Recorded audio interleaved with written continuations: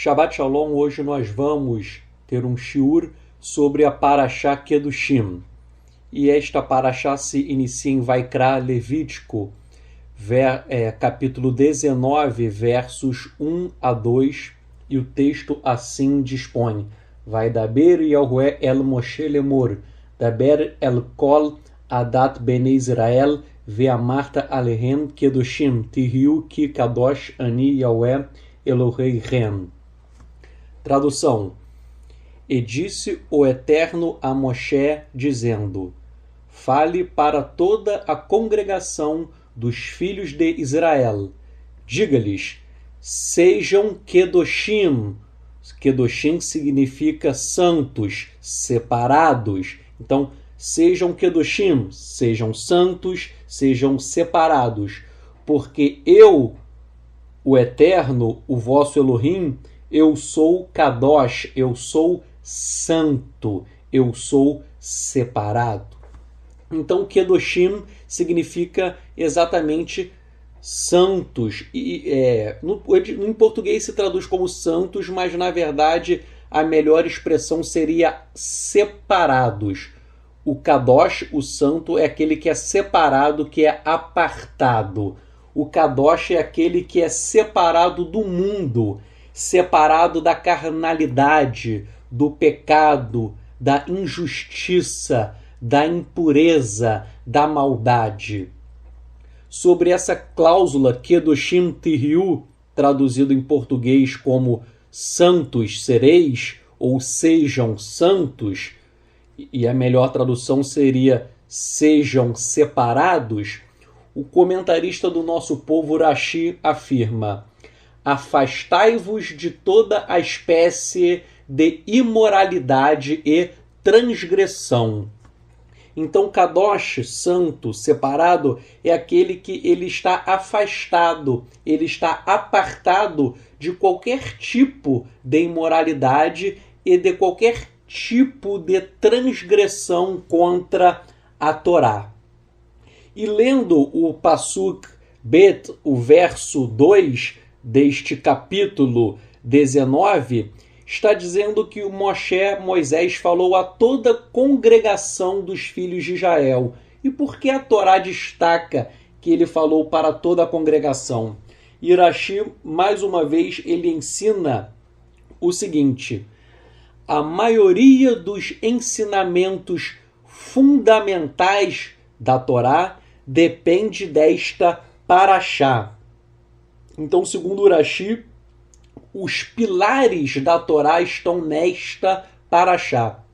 Isto realmente é verdade, porque esta Parashá é de suma importância por uma questão medular, qual seja, esta Parashá versa sobre os pilares e os fundamentos da Torá. Tanto é que nesta Parashá nós estudamos que o Eterno mandou amar o próximo como a si mesmo. Isto representa a verdadeira essência da Torá, que é o amor. Em hebraico, ahavá, amor. Então essa Parashá ela vai tratar de várias regras, mas o pilar, o fundamento desta Parashá e da própria Torá por inteira é ahavá, é o amor. Ser Kadosh, ser santo, separado, significa estar próximo de Elohim e, ao mesmo tempo, distante de tudo aquilo que é terreno, material, fútil, mesquinho, profano.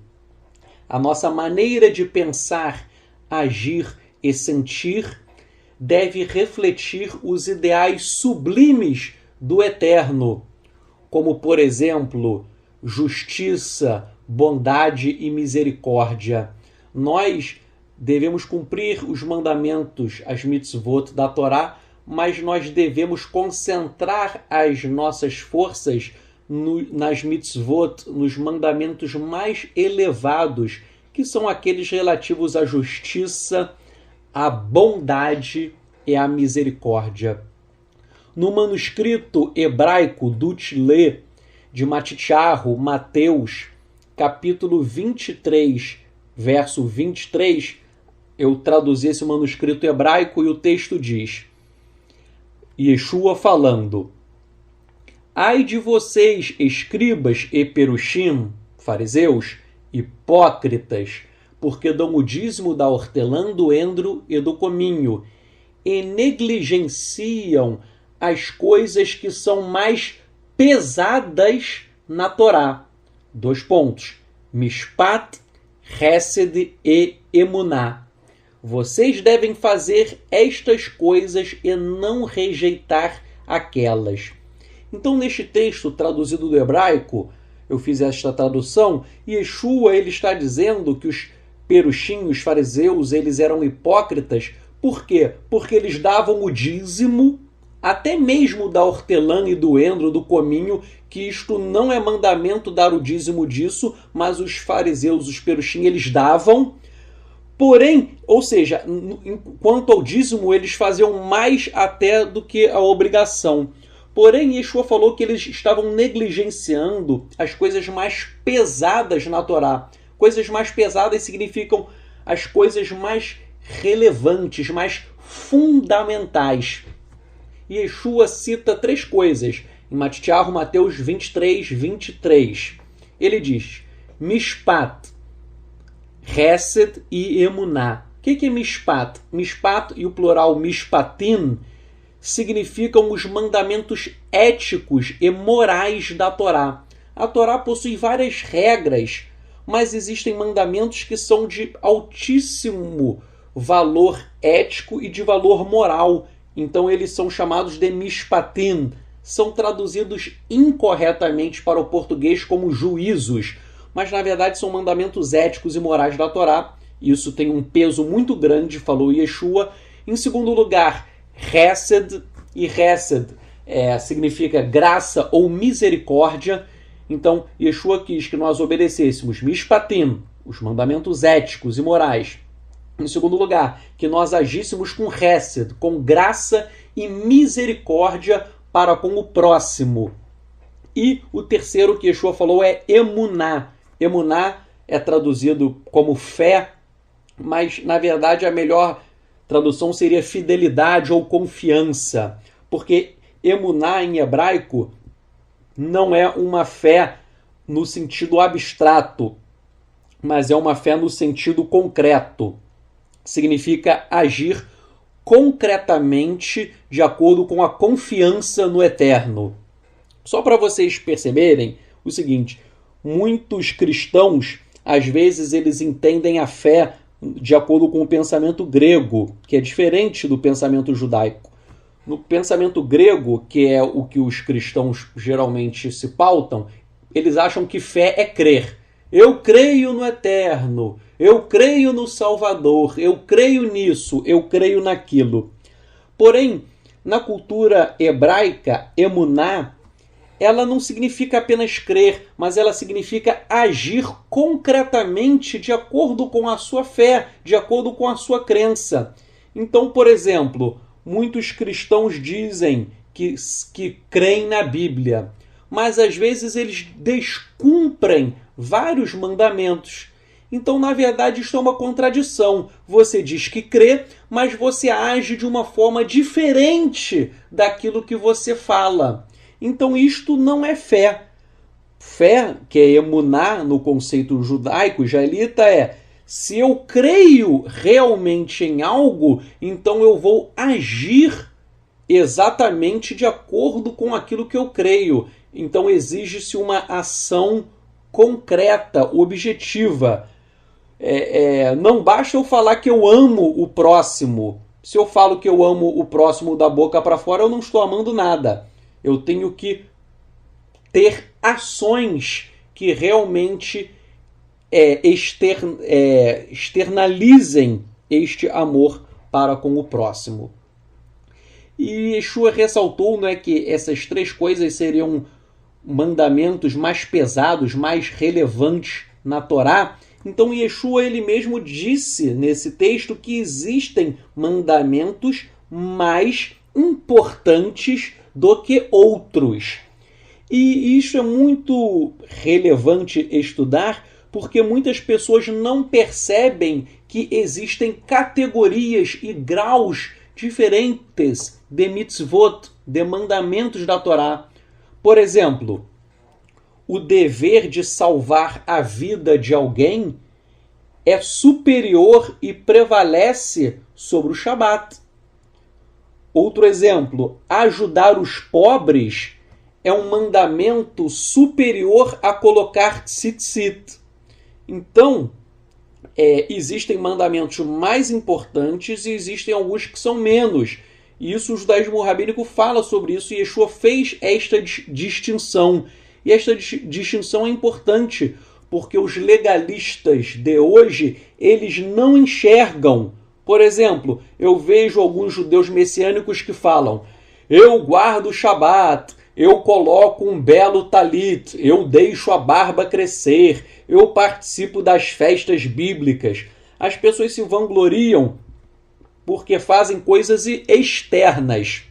Colocam o tzitzit, guardam o Shabat e participam de festas bíblicas. Porém, estas pessoas, às vezes, nunca ajudaram os pobres, nunca visitaram enfermos, nunca foram em penitenciárias, nunca fizeram nada por ninguém. Então, estas pessoas se fecham em seus mundinhos religiosos e esquecem realmente do que é mais importante. Não adianta você falar que guarda o Shabat se você não ama o próximo, se você não ajuda o pobre, o necessitado, as pessoas que realmente estão precisando. Estou falando pessoas que realmente estão precisando, porque atualmente, não é? Quem eu sei que precisa, eu ajudo. Agora, eu não ajudo todo mundo, porque há muitos espertos, há muitos enganadores que às vezes vêm me pedir dinheiro, mas são pessoas que eu sei que não querem nada, não é? Até um conhecido meu uma vez me pediu dinheiro, eu não emprestei. Eu orei ao Eterno e não emprestei, e depois ele apareceu nos noticiários de televisão porque ele fez um sequestro relâmpago de uma mulher. Vejam, ele se apresentava como discípulo do nosso Mashiach, do nosso Salvador, ele falava de bondade, ele fingia que era uma ovelha, mas eu detectei que ele era um lobo. Então ele me pediu dinheiro, eu senti que não deveria dar, e dito e feito. Tempos depois ele apareceu na televisão porque ele tinha sequestrado uma mulher. Então, eu digo para você, existem falsos religiosos. Yeshua criticou os perushim. Alguns deles eram hipócritas. Existem hipócritas em todas as religiões. Existem hipócritas católicos, evangélicos, hipócritas judeus messiânicos, e existem netzarim, nazarenos falsos também. Estou dizendo isso porque o judaísmo nazareno parece que está virando moda, isso é algo ruim, mas hoje em dia todo mundo diz que quer ser nazareno, e existem pessoas falsas que estão se infiltrando no judaísmo nazareno e dão um péssimo testemunho. E daí você tem que tomar cuidado, não é porque o camarada diz que é nazareno e te pede dinheiro que você vai dar. Você tem que conhecer e saber se ele é um lobo ou não, porque há muitos endemoninhados que se passam por lobos. Então, já que eu não posso ajudar, Tzadok, já que eu não posso ajudar todo mundo, eu ajudo quem eu realmente sei que precisa. E Yeshua, ele destacou os mandamentos mais importantes da Torá, e um resumo muito bom disso está em Mateus, capítulo 5, versos 3 a 9, que Yeshua disse: abençoados são os pobres de espírito, ou seja, os humildes, porque deles é o reino dos céus. Abençoados são os que choram, pois serão consolados. Abençoados são os mansos, porque herdarão a terra. Abençoados são os que têm fome e sede de justiça, pois serão satisfeitos.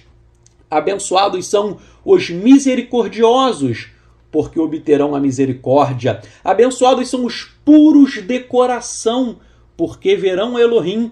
Abençoados são os que promovem Shalom, porque serão chamados filhos de Elohim. Então vejam, é muito fácil detectar o verdadeiro nazareno ou do falso. Como? O verdadeiro Talmid, o verdadeiro discípulo de Yeshua, ele guarda essas características que eu falei para vocês.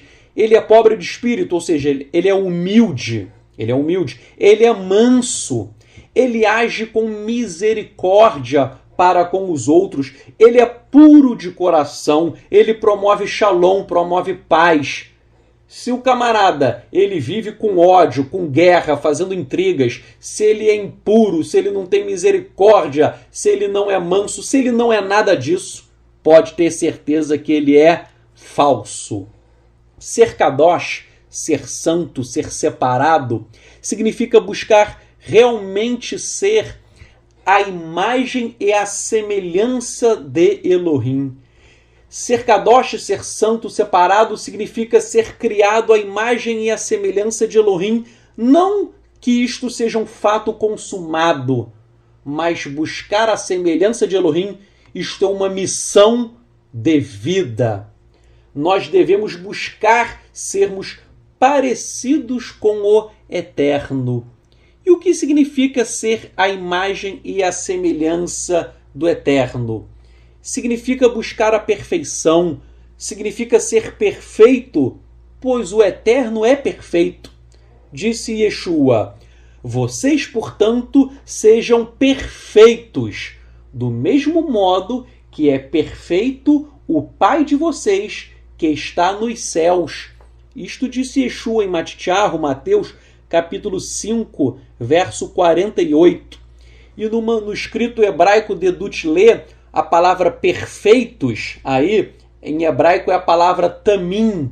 Tamim provém da raiz tam. E o que significa tam, perfeito? Né? Yeshua falou, seja perfeito. O que é perfeito? O que é tam?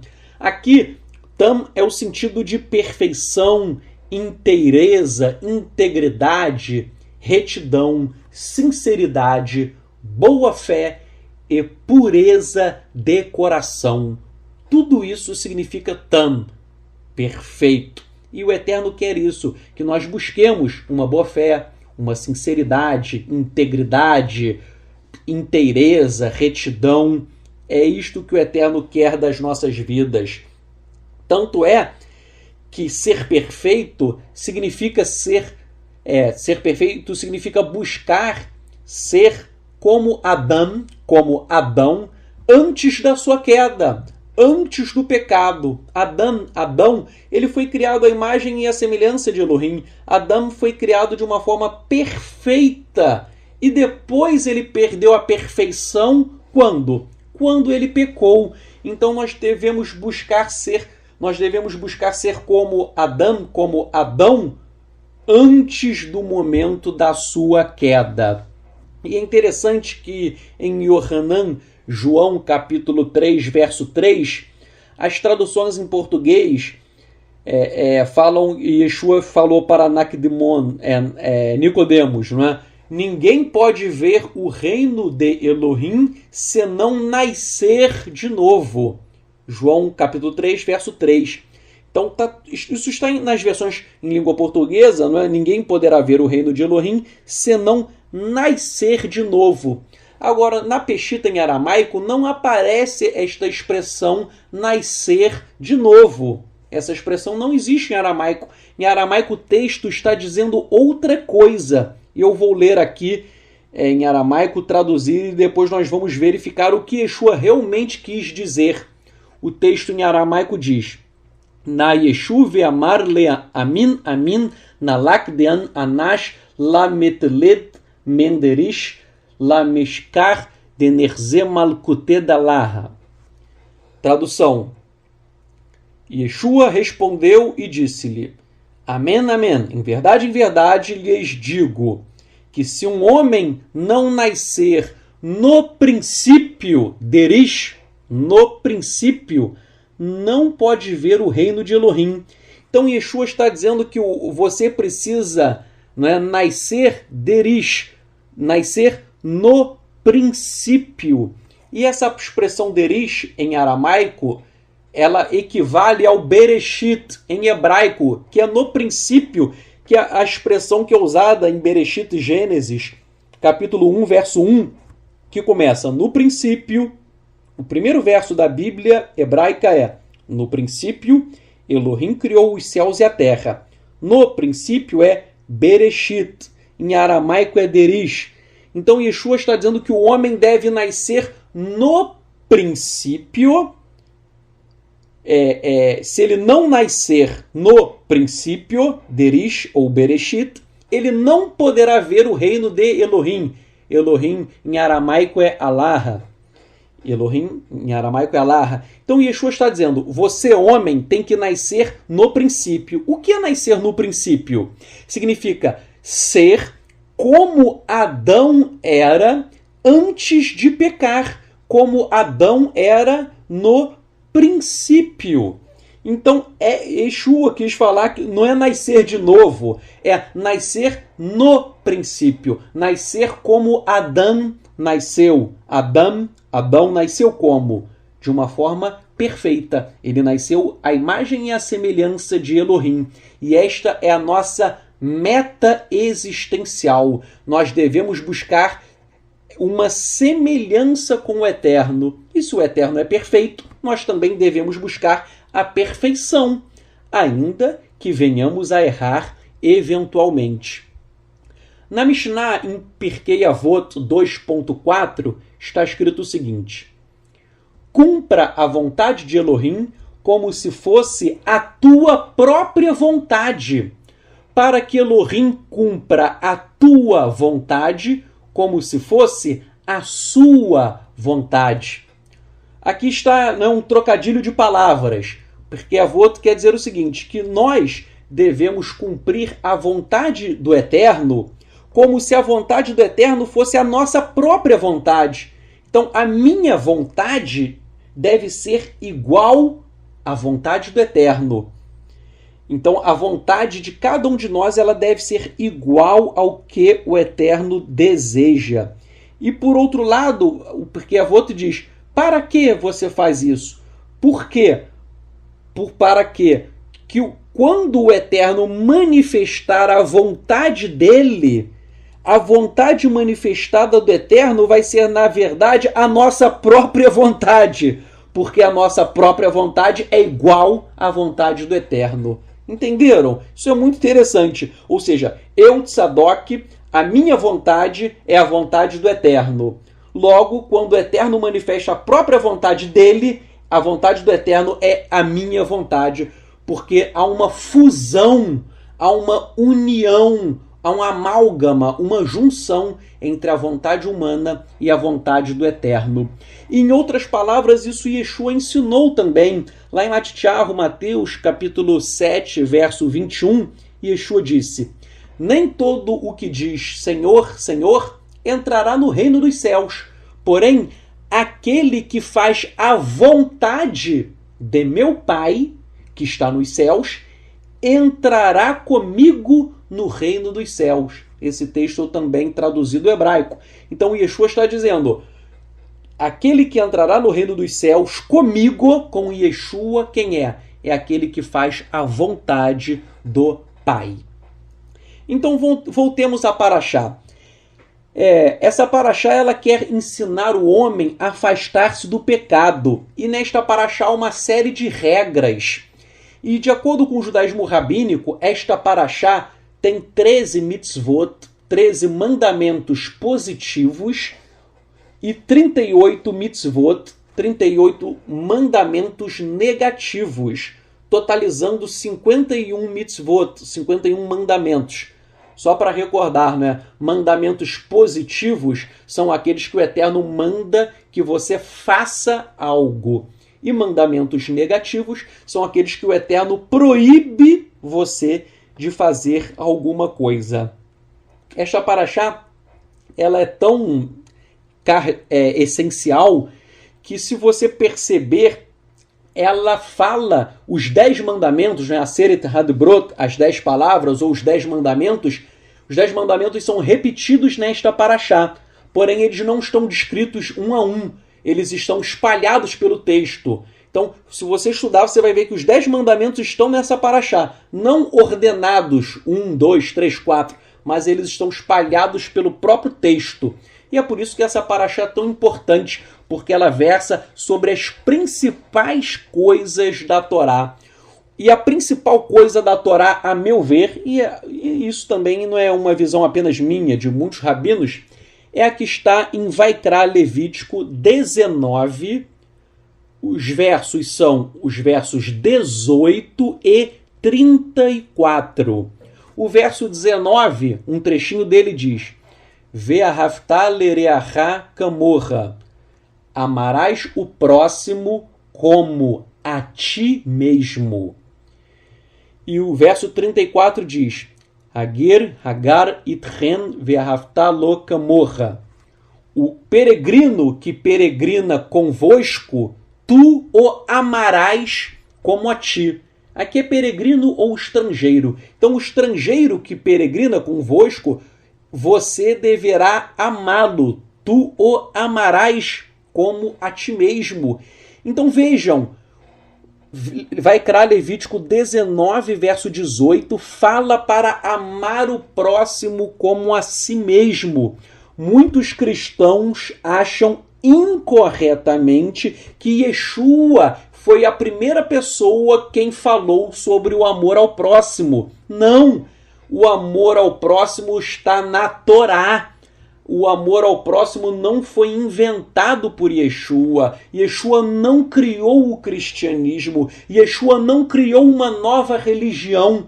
Yeshua foi judeu e ele viveu o judaísmo. E o judaísmo ensina o amor ao próximo. O que Yeshua fez? Ele repetiu: Ve'ahavta lereacha kamorra. Amarás o próximo como a ti mesmo. Levítico 19.18. Então vejam, o verso 19 fala para amar o próximo. E o verso 34 fala para amar o peregrino, o estrangeiro. Então nós verificamos que o mandamento do amor existe na Torá e ele não foi inventado por Yeshua, como incorretamente pensam os cristãos. Yeshua não inventou amor. Yeshua pediu para que as pessoas realmente amassem. Por quê? Pois em sua época o amor não era devidamente praticado. Aliás, hoje em dia também são poucas as pessoas que verdadeiramente amam. Então, a Torá, desde Moshe a Torá fala em amor, só que ninguém quer amar. Yeshua vai e repete o mandamento do amor, porém as pessoas também vivem com muito pouco amor. Estou falando isso porque eu conheço o meio judaico tradicional, há muito pouco amor. No judaísmo messiânico, há muito pouco amor. E no judaísmo nazareno, muitos lobos estão se infiltrando e eles estão disseminando tudo, menos o amor. Agora, o verdadeiro Netzari, o verdadeiro nazareno, ele espelha o que Yeshua ensinou. Ele espelha o amor. E o que significa amar o próximo? Todo mundo fala em amar ao próximo, mas o que significa? Há uma divergência entre os rabinos acerca disso.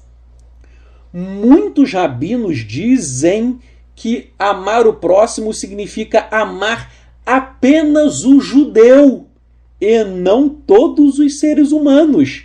Vejam, por incrível que pareça, muitos rabinos dizem que amar o próximo significa que um judeu deve amar o outro e que o judeu não tem o dever de amar quem não seja judeu. Então o judeu ele não precisa amar o muçulmano, ele não precisa amar o católico, ele não precisa amar o evangélico, etc, etc, etc.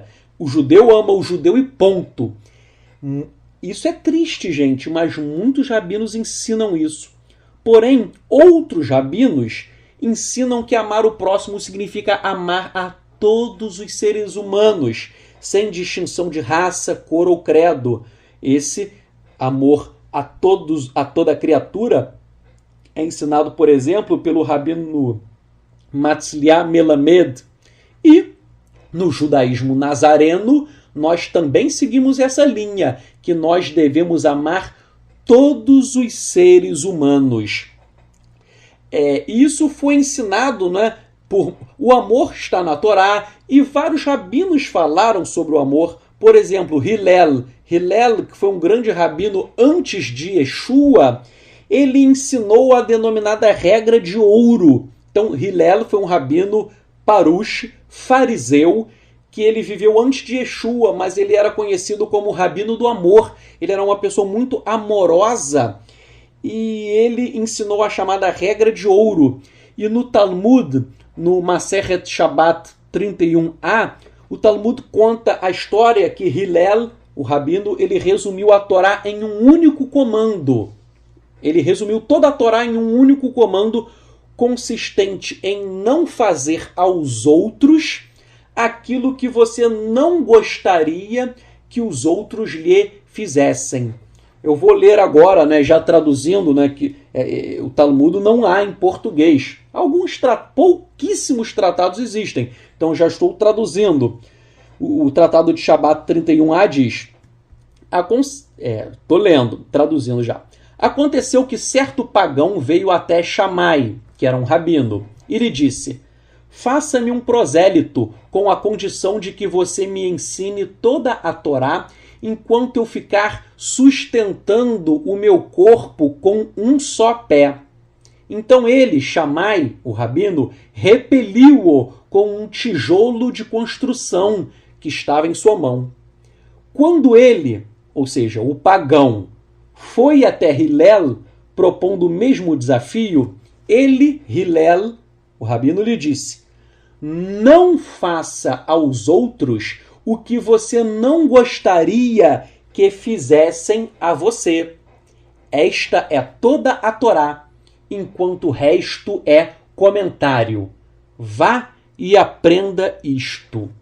E fecham-se as aspas. Então essa história é muito interessante. Havia um pagão que ele fez um desafio. Ele queria que os rabinos ensinassem toda a Torá enquanto os rabinos estivessem pulando em um pé só. Ou seja, ninguém aguenta ficar muito tempo em um pé só. Então você teria que ensinar a Torá de uma forma rápida, ligeira e objetiva. Então esse pagão ele foi até o rabino Shammai. E o rabino Shammai ele era muito rigoroso. Então ele chegou, rabino Shammai, olha, me ensina toda a Torá enquanto você estiver pulando em um pé só. Shammai, o que ele fez? Expulsou esse homem com um tijolo. Ele estava com um tijolo de construção na tua mão, ele expulsou com um tijolo, né? O Talmud não explica, mas ele deve ter jogado o tijolo no camarada. E daí esse camarada ele foi até o rabino Hillel. Hillel, me ensina a Torá enquanto você está pulando em um pé só. Hillel fica em um pé só e diz, não faça aos outros o que você não gostaria que os outros fizessem a você. Esta é toda a Torá. O resto é comentário. Vá e aprenda isto.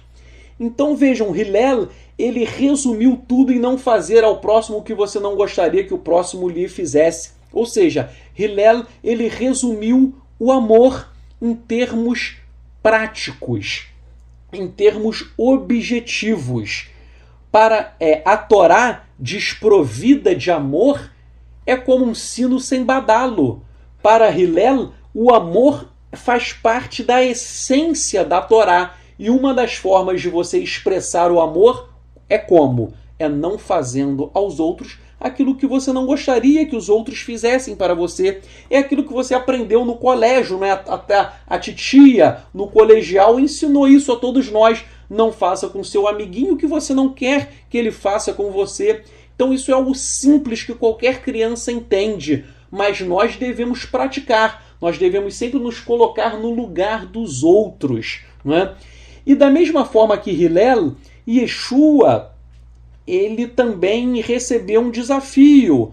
Lá em Marcos, Yohanan Marcos capítulo 12, versos 28 a 34, e em Lucas 10, 25 a 27, em Mateus 22, 34 a 40, conta o seguinte: E os perushim fariseus, ouvindo que Yeshua fizera emudecer os saduceus, reuniram-se no mesmo lugar. E um deles, mestre da Torá, interrogou Yeshua para o experimentar, dizendo: Mestre, qual é o grande mandamento, a grande mitzvah da Torá?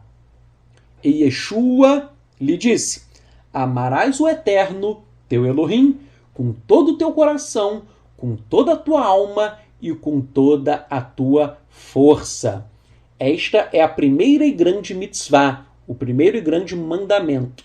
Vejam, Yeshua citou esse texto daí, e Yeshua citou Devarim, Deuteronômio 6,5, que é o Shema. Yeshua citou expressamente o Shema. E depois Yeshua prosseguiu dizendo: e a segunda mitzvah, o segundo mandamento semelhante a este é: amarás o próximo como a ti mesmo. Desses dois mandamentos dependem toda a Torá e os profetas. Então Yeshua ele resumiu também a Torá no amor: amar o próximo como a si mesmo e amar o Eterno acima de todas as coisas. Yeshua ele partiu do mesmo raciocínio do Rabino Hillel.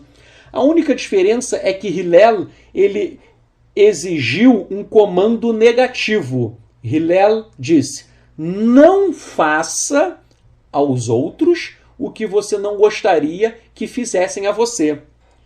Hillel falou: não faça. Agora Yeshua ele disse para você fazer. Lá em Mateus 7,12, Yeshua disse: portanto, tudo que vocês querem que os homens lhes façam, façam também a eles, porque esta é a Torá e os profetas. Então, tanto Hillel quanto Yeshua ensinaram o amor. Mas Hillel disse: como expressar o amor? Hillel ensinou: não faça aos outros. E Yeshua disse: faça. Faça aos outros o que você gostaria que os outros lhe fizessem. Então, enquanto Hillel ensinou um não fazer, o que é odioso para o outro, Yeshua disse para você fazer aquilo que você gostaria que o outro lhe fizesse. Então, esta paraxá é muito importante por isso, pois ela versa sobre o amor. Vaikra, Levítico 19.18 e ponto 34. O amor é o pilar fundamental da Torá. Sobre o amar ao próximo como a ti mesmo, ensinou o Rabino Akiva que isto se trata de um mandamento fundamental da Torá. Por sua vez, o Sefer HaHinur diz: muitos dos comandos da Torá dependem disso, ou seja, do amor. Pois uma pessoa que ama o seu companheiro como a si mesmo não rouba a sua propriedade, não comete adultério com sua esposa, não o engana financeiramente, não abusa dele verbalmente, não é injusto, não o prejudica, etc, etc. Então vejam, o Sefer HaHinur explicou com muita propriedade: se você realmente ama o próximo, você não vai adulterar. Se você ama, você não vai roubar, você não vai mentir, você não vai falar mal do seu amigo, do seu próximo. Então, se alguém realmente ama, essa pessoa consegue cumprir naturalmente os grandes mandamentos da Torá. E da mesma forma, Yohanan Aleph, 1 João, capítulo 4.8, Yohanan disse: quem não ama não conhece a Elohim, porque Elohim é amor. Então isso é muito importante, gente. Se alguém diz que é nazareno e não ama, eu vejo na internet, no Facebook, muitas pessoas que estão dizendo que são nazarenos. Muitos não. Tem gente até que escreve: eu não amo. Já vi isso, camarada pregando ódio, dizendo que você não deve amar o próximo. Ora, se alguém diz que é nazareno e não ama, essa pessoa é um lobo, é um falso, é um mentiroso, porque Elohim é amor. Quem não ama não conhece a Elohim. Yohanan Aleph, 1 João 4, verso 8. Então, vejam, o capítulo 19, ele trata, e eu vou falar rapidamente, de várias regras é que se alguém ama o eterno e ama o próximo, obviamente esta pessoa irá obedecer às regras do capítulo 19. Então eu vou falar rapidamente sobre algumas regrinhas que o eterno deu, mas se você ama o eterno, se você ama o próximo, você vai cumprir. Primeira regra, né? Verso 3, o eterno repetiu para guardar o Shabat. Ora, todo mundo sabe que o dia do eterno é o Shabat. O domingo, todo mundo sabe que isso é uma mentira. Então, se você ama o eterno, você vai guardar o Shabat, porque isso está escrito. Aseret Hadbrot, os 10 mandamentos. Então, você vai guardar o Shabat, por quê? Por amor ao eterno. Isso está em Aseret Hadbrot, está nos 10 mandamentos que foram escritos pelo próprio dedo do eterno. Então, quem ama, guarda o Shabat. Você lendo o capítulo 19, os versos 7, 26 e 31, o Eterno ele proíbe a idolatria, o que inclui a adivinhação, a predição do futuro, a feitiçaria e a consulta aos mortos. Ora, se você ama o Eterno, você não vai ser idólatra, você não vai ficar querendo adivinhar o futuro, você não vai praticar feitiçaria, não é? Você não vai consultar os mortos. E cuidado, hein, gente, porque tem muita feitiçaria, tem muita coisa que é feitiçaria, né? Eu já ouvi dizer que tem evangélicos que têm esse hábito de eu vou procurar o pastor tal. Por quê? Porque ele vê o futuro. Ele é um pastor vidente. Ele vai falar sobre o meu futuro. Vejam, isso é predição do futuro, que é proibido pela Torá. Vejam só, uma coisa é eu estar conversando com um profeta, o eterno, eu não quero saber do meu futuro, mas eu estou conversando com um profeta e o eterno revelar alguma coisa. Isso existe. Vários profetas, vários Nevim de Israel falaram sobre o futuro. Isso existe. Então vejam, uma coisa é eu estar orando e o eterno me revelar o futuro. Isso já aconteceu comigo.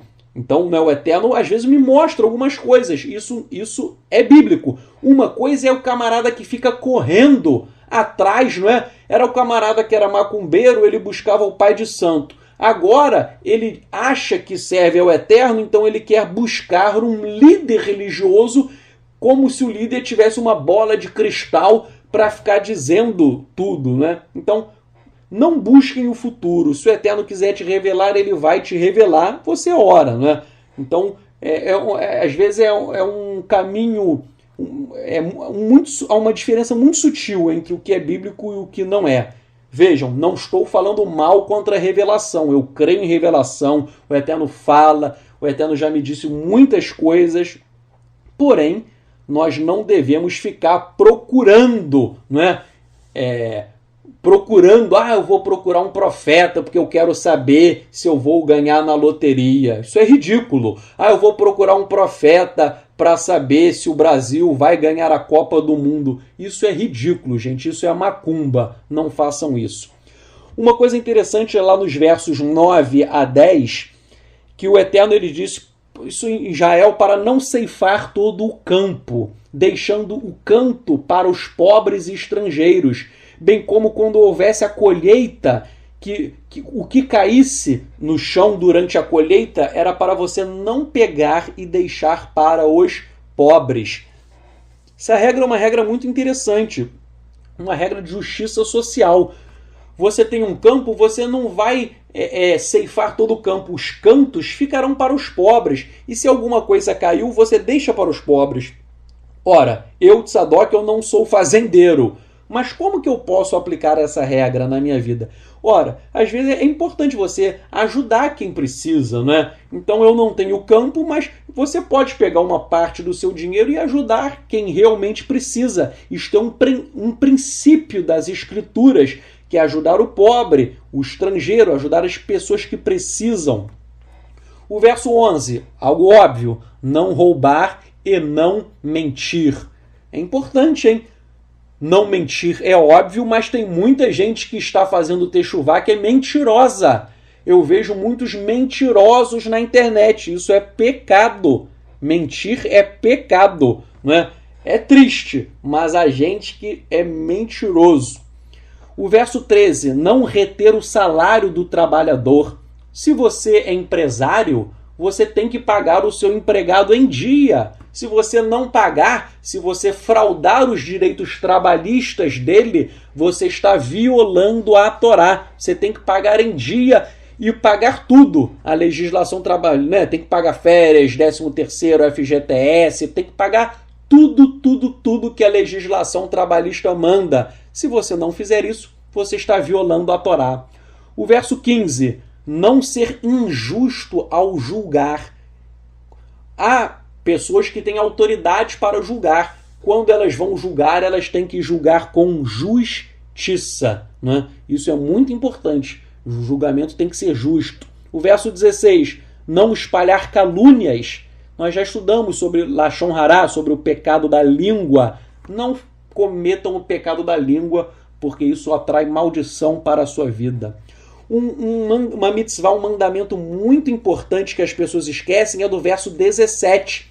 O verso 17 fala para repreender, para exortar o próximo. Então vejam, há um mandamento que nós devemos exortar o próximo. Se eu sei que meu irmão ele está violando a Torá, eu tenho o dever de exortá-lo. Não é para humilhá-lo, mas é para mostrar a ele o caminho da justiça. Então vejam, tem gente que eu vejo que o camarada ele está violando a Torá. Eu não vou apontar o dedo para ele, eu não vou humilhar, eu não vou brigar. Mas eu tenho o dever de falar com amor, de mostrar, meu filho, você está violando a Torá, você está fazendo algo errado, e mostrar para ele o caminho da justiça. Se ele vai seguir o caminho da justiça ou não, é problema dele, não é problema meu. Mas eu tenho o dever de ensinar a Torá. Então, agora, vejam, quando eu percebo que alguém está descumprindo a Torá, eu nunca vou com pedras na mão. Isso é importante. Não, né, tem gente que quer ir com chicote, com pedras, para bater, para ofender. Não, você pode ir com amor e falar e mostrar nas escrituras que ele está errado. Se ele quiser seguir, ótimo. Se ele não quiser, ele vai prestar contas perante o Eterno. Agora, se você sabe que alguém está seguindo um caminho de morte, você tem o dever de exortar. Isto é muito importante, porque às vezes a pessoa está na ignorância e você que conhece a Torá, você tem o dever de ser luz, luz do mundo, luz na vida daquela pessoa. O verso 18, não buscar vingança. Isso é muito importante. Eu vejo pessoas, é triste no Facebook, que querem buscar vingança dos outros. Isso não, né? Ainda que alguém me faça mal, muitas pessoas me fazem mal, às vezes, e a carne nos leva a buscar uma vingança. Porém, eu oro, tenho que fazer tefilot ao Eterno, orações. Para quê? O Eterno ele coloca amor, ele dá shalom, paz no coração, e a gente deixa para lá. Para que buscar vingança? A vingança não é minha, a vingança pertence ao Eterno. Quando alguém faz mal a mim, sabe o que eu tenho que fazer? Eu faço também, geralmente eu faço, posso me esquecer um caso ou outro, mas a tendência natural é orar pela pessoa. Se alguém me ofende, eu vou orar pela vida da pessoa. Se a pessoa fizer techuvá, se ela se arrepender, ótimo. Agora, se a pessoa não se arrepender, eu não devo julgá-la. O Eterno é o juiz de todos nós. O verso 35, nós devemos ser honestos em nossos negócios. É muito importante, hein, gente? Quem faz negócio, você deve ser honesto. Você deve dar o troco direito. Se alguém te deu troco, deu dinheiro a mais, você tem que devolver. Você tem que ser honesto. Estou dizendo isso porque há muitas pessoas que falsificam carteiras de estudante para ganharem descontos no cinema. Isso é contra a Torá, você está sendo desonesto. Há pessoas que mentem para obter vantagens, né? Há o camarada que é corretor de imóveis, ele mente para vender. Há pessoas que são vendedores e exageram para vender o seu produto. Isto não está certo, isto viola a Torá. Uma coisa muito importante agora que todos me perguntam, os versos 26 a 28 desse capítulo 19, ele fala sobre a barba, sobre o corte no cabelo, não é, que os judeus deixam a extremidade, não cortam a extremidade, os chamados peot, e também a questão da tatuagem. Os versos 26 a 28 eu vou ler, dizem: não comereis coisa alguma com sangue, não praticareis adivinhações nem encantamentos, não cortareis a extremidade da vossa cabeleira em redondo, e não danificarás a extremidade da tua barba. Não fareis incisões no corpo por algum morto, e não fareis nenhuma tatuagem. Eu sou o Eterno. Então vejam, o verso 27 fala para não cortar a extremidade da cabeleira e não danificar a extremidade da barba. Então, o judeu tradicional, os nossos irmãos tradicionais, eles interpretam literalmente esse verso 27 e acham que você não pode fazer a barba, que você não pode aparar a barba. E é por isso que nós vemos em nosso povo muitos judeus com aquela barba gigante. Porém, muitos judeus fazem a barba e há uma explicação. Se você ler o verso 26 e se você ler o verso 28, você tem que ler o texto em conjunto. Na Torá, originariamente, não existiam versículos. Você, para entender o 27, você tem que entender o verso 26 e o verso 28. A proibição de danificar a barba está no contexto da idolatria. Por quê? Porque os povos pagãos, eu já vi até um filme sobre isso, os povos pagãos, eles raspavam a barba e ofereciam aos deuses. Então o Eterno, ele disse, para não danificar a barba, por quê? Para não fazer isto para os mortos. Isso está no verso 28, não fareis incisões no corpo por algum morto. Então os povos pagãos faziam barba e lançavam os pelos das barbas para os mortos e para os deuses. E é por isso que o Eterno proibiu cortar a barba. Agora, se hoje em dia você faz a sua barba com uma prestobarba, com uma lâmina, você não está oferecendo aos deuses, você não está oferecendo aos mortos, então não há problema nenhum, não é? Repito, o verso 27 aparentemente proíbe que o homem faça a barba. Aparentemente proíbe que o homem faça a barba. Porém, se você ler o contexto do texto, ou seja, o verso 26 e o verso 28, você vai verificar que o contexto é de adivinhação, de encantamento. Está no verso 26. E o verso 28 fala sobre mortos. Então o contexto é de adivinhação, de encantamento, de sacrifício aos mortos. Isso que o Eterno proíbe. Agora, se você faz a barba e não oferece aos mortos, aos deuses, e não pratica a adivinhação, não tem problema. Por isso que hoje muitos judeus, vejam, muitos do nosso povo fazem a barba. Há judeus ortodoxos que eu conheço que fazem a barba porque eles interpretam tal como eu estou explicando, que o Eterno ele proibiu fazer a barba num contexto de idolatria, não havendo problema em fazer a barba por uma questão outra. Então, muitos ortodoxos que eu conheço fazem a barba porque interpretam desta maneira. E também aí a tatuagem, né, há uma proibição da tatuagem.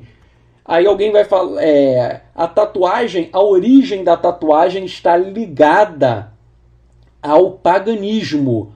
Os povos pagãos, eles faziam tatuagens, e até hoje, né? Se você vê que até hoje, essas lojas que fazem tatuagem, eles fazem tatuagens desses santos católicos, santos entre aspas, né? Santos católicos não, eles são demônios católicos, vamos dizer assim, mas fazem, né? Eu não vou nem citar o nome dessas coisas, mas eles fazem isso, fazem de diabo, fazem muita, não vou nem citar o nome, mas eles fazem coisas pagãs. Então, obviamente, isso viola a Torá, não é? Não é bom fazer isso, repito, porque a origem da tatuagem está ligada ao paganismo e até hoje em dia essas lojas, muitos tatuadores têm até pacto com Ra-Satã e muitos deles nem sabem, mas muitos têm pacto com Ra-Satã, com Satanás, e outros nem sabem, mas eles estão servindo a força das trevas. Então estou dizendo isso porque tem gente que me manda e-mail. Eu queria que você me dissesse como que eu escrevo o meu nome em aramaico. De vez em quando eu recebo um e-mail desse tipo. Você poderia escrever o meu nome com caracteres em aramaico? Aí eu pergunto, para que você quer isso? Tem gente que quer para fazer tatuagem. Aí eu digo, eu não vou escrever o teu nome em aramaico, porque eu não quero que você... Se você quiser fazer tatuagem, você vai fazer por tua conta e risco, mas eu não vou te dar o teu nome em aramaico para você fazer tatuagem, não é? Então, se você quiser o teu nome por outra razão, eu escrevo para você. Agora, para tatuagem, não adianta pedir, que eu não dou. Se você quiser praticar coisas idólatras, eu não vou te ajudar. Eu não vou te ajudar. Bem, e o verso 32, rapidinho, ele fala para respeitar os idosos. É muito importante respeitar os idosos, não é? De acordo com o pensamento rabínico, o idoso não é só aquela pessoa muito velha, mas é a pessoa que possui profundo conhecimento da Torá. Então, se uma pessoa for jovem, mas ela tiver um profundo conhecimento da Torá, ela é considerada um zaken, um idoso. Idoso não é só a idade, né? Eu conheço pessoas idosas que são ímpias. Então, obviamente, você não vai seguir o conselho dos ímpios. Não é? Então, se o camarada é idoso, mas é idólatra, você não vai seguir a onda, você não vai segui-lo. Agora, se ele é idoso e conhece a Torá, é bom você ouvi-lo, porque ele tem experiência. E os sábios do nosso povo dizem que até uma pessoa jovem, se um camarada for jovem, mas ele tiver profundo conhecimento da Torá, se ele tiver intimidade com o Eterno, ainda que ele seja jovem, ele é considerado um idoso. Por quê? Porque ele tem uma maturidade espiritual. Então você pode, buscar um aconselhamento com essa pessoa jovem, que é jovem, mas na verdade ele é um idoso espiritual, porque ele possui um profundo conhecimento da Torá e ele possui uma intimidade com o Eterno. E para finalizar a Parashá, o capítulo 20, vale a pena você ler, porque ele reforça muitas coisas que nós já estudamos. Ele repete muita coisa que a gente já estudou. O capítulo 20 fala sobre os pecados de idolatria, feitiçaria, mediunidade, invocação de espíritos. Tudo isto é punido pela Torá com pena de morte. Na época de Moshe, no antigo Israel, tudo isso era punido com pena de morte, né? Vejam, hoje em dia, se alguém pratica mediunidade e feitiçaria, você não vai matar essa pessoa, é óbvio. Por quê? Porque a República Federativa do Brasil não é um Estado religioso, não é um Estado regido pela Torá. Mas, quando Israel era regido pela Torá, mediunidade, espiritismo... o camarada é espírita kardecista, não tem problema. Tem problema sim, espiritismo kardecista, isso é punido com pena de morte. Então, no antigo Israel, se a pessoa fosse pega fazendo mediunidade, invocação de espíritos, idolatria, feitiçaria, a pessoa iria morrer. Hoje em dia isso não se aplica mais, porque o nosso Estado é um Estado laico, é um Estado que não é regido pela Torá. Porém, quando o Mashiach voltar, aí sim, Israel será o centro do mundo, Israel será regido pela Torá, e aí eu quero ver, Eu quero ver alguém praticar mediunidade na época de Yeshua, para ver o que vai... Tenta só praticar invocação de espíritos na frente de Yeshua, Rei dos Reis, para ver o que vai acontecer. Essa pessoa vai ser pulverizada na hora. E o capítulo 20 também fala, de pecados sexuais, Inclusive fala que praticar relação sexual com a mulher no estado de nidá, isso é punido com morte. Nós já estudamos que você não pode praticar relação sexual com a mulher no estado de nidá. Isso é punido com morte. Então, muita gente acha que a mulher está menstruada, não tem problema. Tem problema sim. Nós já estudamos, isto é proibido. mulher está no período menstrual. Nós já estudamos como você conta o período, os 7 dias. Nós já, né, se você perdeu, vale a pena verificar que isso é importantíssimo. Quem violar esse mandamento era punido com pena de morte. Logo, essa questão de mulher no estado nidá, de não ter relações sexuais, é algo muito sério. Tal como, não é, a proibição do homossexualismo, que é punido com morte. Hoje em dia tem uns rabinos aí moderninhos que estão querendo liberar o homossexualismo. Há rabinos moderninhos querendo liberar o homossexualismo, mas isso é uma abominação. Repito, pela Torá, o homossexualismo é punido com morte, não é? E repito, você não vai matar ninguém hoje. Não estou ensinando isso, tá? Estou falando isso porque sempre pode ter algum maluco de querer fazer alguma besteira. Não faça isso. Porém, nós sabemos que em Israel, com o reinado do Mashiach, não haverá homossexualismo em Israel. Atualmente, todos vocês sabem que Tel Aviv é a capital gay no mundo. Tel Aviv tem muitos homossexuais. Tudo isto irá acabar na época de Yeshua, quando ele retornar para reinar como Rei dos Reis e Senhor dos Senhores. E os versos 22 a 24, o Eterno, esses versos afirmam que o Eterno deu todas estas regras para que o seu povo não seguisse os hábitos das nações idólatras. Então nós vemos que todas as práticas abomináveis que o Eterno proibiu nesta paraxá são condutas de pessoas ímpias. Então, os versos 22 a 24 do capítulo 20, o Eterno fala, olha, tudo isso eu estou dando para que vocês não sigam os hábitos das nações idólatras. Então, homossexualismo é forma de idolatria, tatuagem é idolatria, ter relações sexuais com a mulher no estado de nidá é algo abominável. Tudo isso as nações idólatras fazem e nós não devemos fazer. Por que nós não devemos fazer? O último verso que eu vou falar. Capítulo 20, verso 26. Vehitem li kedoshim ki kadosh ani Yahweh. Sejam santos para mim, porque eu, o Eterno, sou santo. Sejam kedoshim, sejam santos, sejam separados, porque eu, o Eterno, sou Kadosh, eu sou santo. O Eterno, ele quer santidade. E eu termino esta paraxá dizendo, busque a Kedushá, busque a santidade. Sirva o Eterno com todo o teu coração, com toda a tua alma, com toda a tua força. E cumpra as mitzvot, os mandamentos do Eterno. Tudo aquilo que desagrada o Eterno e você ainda continua fazendo, liberte-se.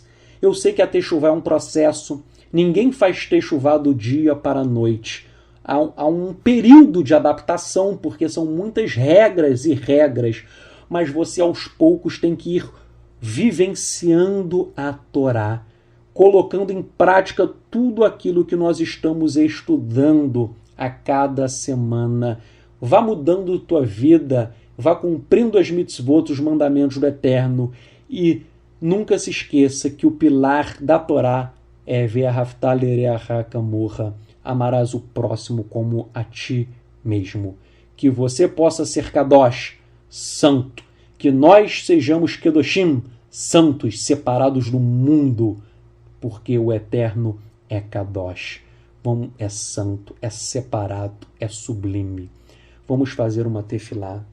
Yahweh, nós oramos a Ti, Pai, que o Senhor nos ajude a sermos Kedoshim, santos separados. Que nós venhamos abandonar a carnalidade, o mundanismo, o materialismo que habita em nós.